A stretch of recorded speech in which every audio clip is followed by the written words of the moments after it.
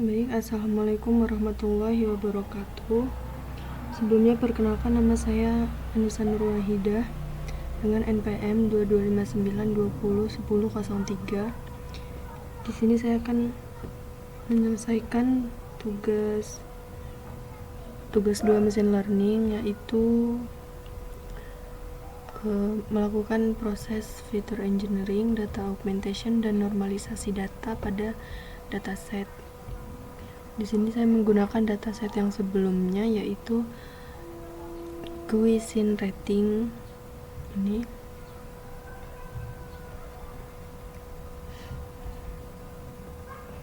Nah, itu rating restoran gitu.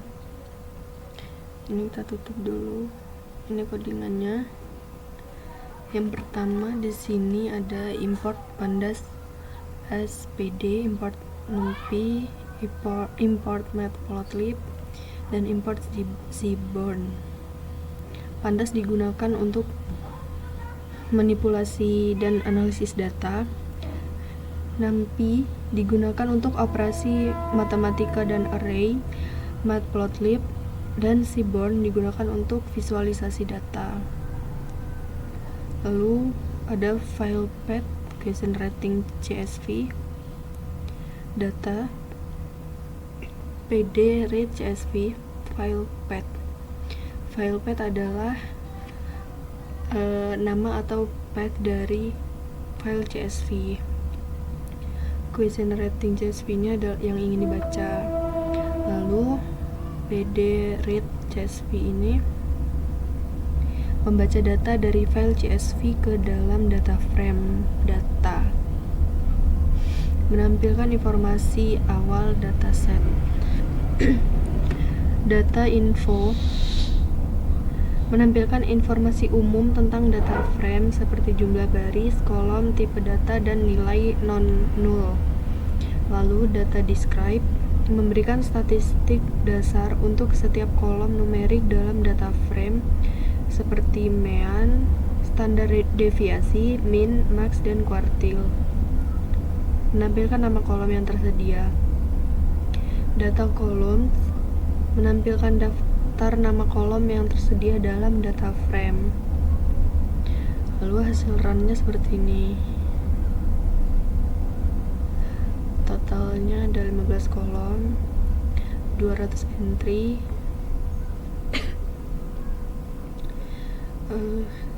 Di sini ada penjelasannya. Sama seperti tadi penjelasannya. Pandas untuk manipulasi data, numpy untuk operasi numerik, matplotlib dan seaborn untuk visualisasi. Lalu yang membuat datasetnya, kita membaca file CSV ke dalam data frame yang disebut data menggunakan PD read CSV. Tampilan awalnya, kita mencetak struktur dataset, data info, dan statistik ringkas data describe untuk memahami fitur-fitur dan tipe data yang ada. Lalu kita lanjut ke kode yang ini. Yang pertama, cek apakah kolom YOB ada. Jadi penjelasannya tuh, kode ini memeriksa apakah kolom YOB, year of birth atau tahun lahir, ada di dataset. Jika kolom YOB ada, kolom age atau usia dibuat dengan mengurangkan nilai tahun saat ini 2023 dengan nilai pada kolom YOB. Kolom YOB kemudian dihapus setelah kolom age dibuat. Jika kolom YOB tidak ditemukan, pesan akan dicetak bahwa kolom tersebut tidak ditemukan dan usia tidak dapat dihitung. Lalu di sini daftar kolom yang dianggap sebagai fitur kategorikal yang akan diubah menjadi one hot encoding. Selanjutnya yang ini, kode yang ini memeriksa apakah setiap fitur dalam categorical features ada dalam kolom dataset. Hanya kolom yang ada dalam dataset yang akan dimasukkan dalam daftar categorical features. Selanjutnya, one hot encoding untuk fitur kategorikal. Jika kategorikal features tidak kosong, one hot encoding dilakukan pada kolom-kolom tersebut menggunakan pd get demis. Parameter drop first sama dengan true nih digunakan untuk menghindari multikolinearitas dengan menghapus satu kolom dummy dari setiap kategori. Jika tidak ada fitur kategorikal yang ditemukan, pesan akan dicetak. Selanjutnya, menghapus kolom non-numerik sebelum menghitung korelasi. Kode ini menghapus semua kolom dengan tipe data objek, biasanya string atau teks, dari dataset. Langkah ini dilakukan untuk memastikan dataset hanya berisi kolom numerik yang diperlukan untuk menghitung korelasi antar kolom. Ini runnya. Kolom alkohol berisi data non-numerik dan akan dihapus. Kolom often berisi data non-numerik dan akan dihapus. Lalu di sini ada penjelasannya lagi. Secara keseluruhan, kode ini menangani beberapa langkah penting dalam pemrosesan data, termasuk penghitungan usia, pengolahan fitur kategorikal, dan persiapan dataset untuk analisis lebih lanjut dengan menghapus kolom yang tidak relevan. Visualisasi korelasi memberikan wawasan awal tentang bagaimana fitur-fitur dalam dataset saling berinteraksi. Di sini ada import library untuk normalisasi. from scalar preprocessing import ini mengimpor standar scalar dari scalar preprocessing yang digunakan untuk menormalkan fitur numerik sehingga memiliki mean 0 dan standar deviasi 1.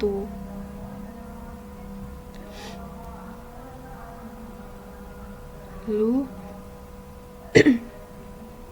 menentukan fitur yang akan dinormalisasi. Fitur to normalize adalah daftar kolom numerik yang ingin dinormalisasi.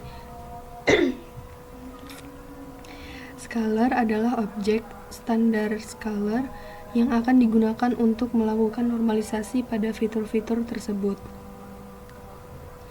Selanjutnya, pastikan hanya fitur yang ada yang dinormalisasi.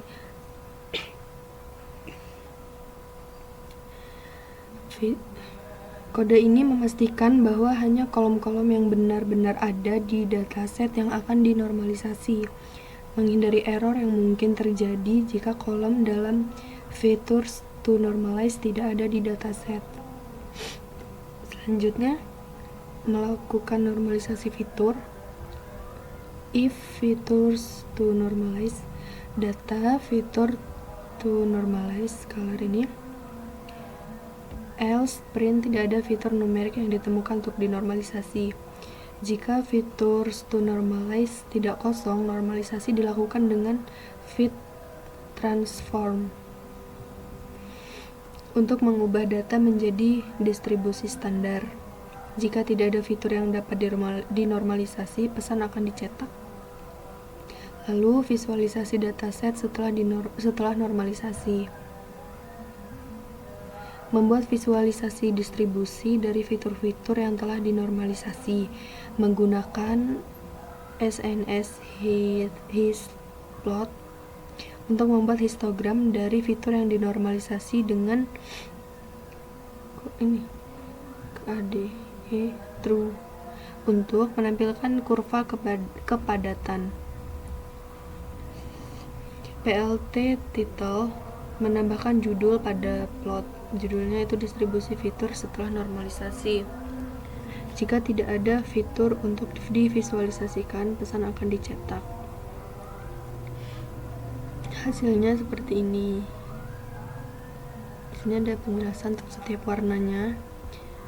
Biru ini budget, oranye ini food rating, hijau ini service rating, lalu yang pink ini overall rating, yang ungu age.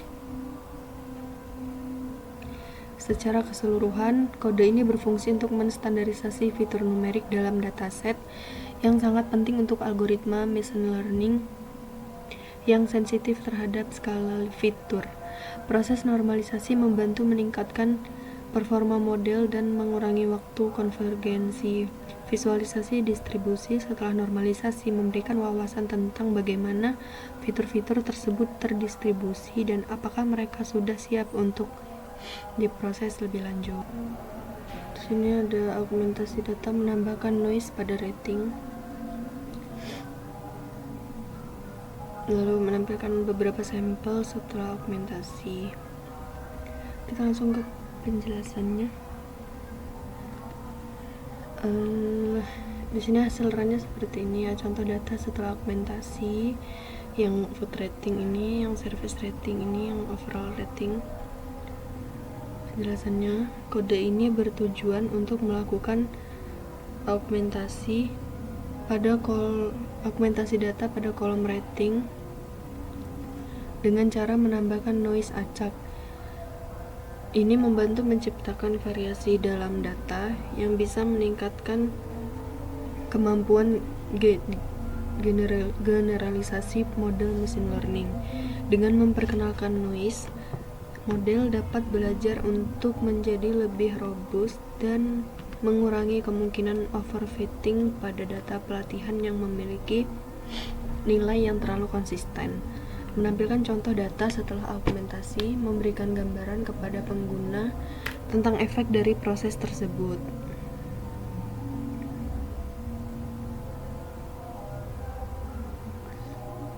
Selanjutnya, di sini ada memisahkan dataset menjadi set latihan dan uji. Periksa keberadaan kolom target sebelum membagi data. Terus ada visualisasi PCA. Ini hasil runnya. Kolom often AS tidak ditemukan. Pemisahan data tidak dapat dilakukan. Penjelasannya, kode ini bertujuan untuk memisahkan dataset menjadi set pelatihan dan pengujian, serta menerapkan PCA untuk mereduksi dimensi data sebelum divisualisasikan. Proses ini penting dalam machine learning untuk mengurangi kompleksitas model dan membantu dalam memahami struktur data. Visualisasi hasil PCA memberikan gambaran visual tentang bagaimana data dikelompokkan berdasarkan kelas target yang ada. Lalu yang terakhir di sini ada penjelasan dan kesimpulan. Yang pertama, rekayasa fitur. Kode memeriksa keberadaan kolom YUB untuk menghitung usia. Jika tidak ada, proses dilanjutkan tanpa menghitung usia. Fitur kategorikal juga hanya diubah jika kolom tersebut ada. Yang kedua, ada normalisasi. Kita memeriksa dan menstandarisasi hanya fitur numerik yang ada untuk menghindari kesalahan saat mengakses fitur yang tidak ada. Lalu yang ketiga, augmentasi data. Noise ditambahkan hanya jika semua kolom rating tersedia, meningkatkan variasi data tanpa menimbulkan kesalahan. Yang keempat, analisis visual. Visualisasi PCA menunjukkan hubungan antar fitur yang penting untuk analisis data lebih lanjut. Proses ini memastikan bahwa kode lebih tahan terhadap perubahan dalam dataset dan mengurangi kemungkinan terjadinya kesalahan saat kolom yang diharapkan tidak ditemukan. Baiklah, mungkin itu saja penjelasan dari saya. Kurang dan lebihnya saya mohon maaf. Terima kasih. Wassalamualaikum warahmatullahi wabarakatuh.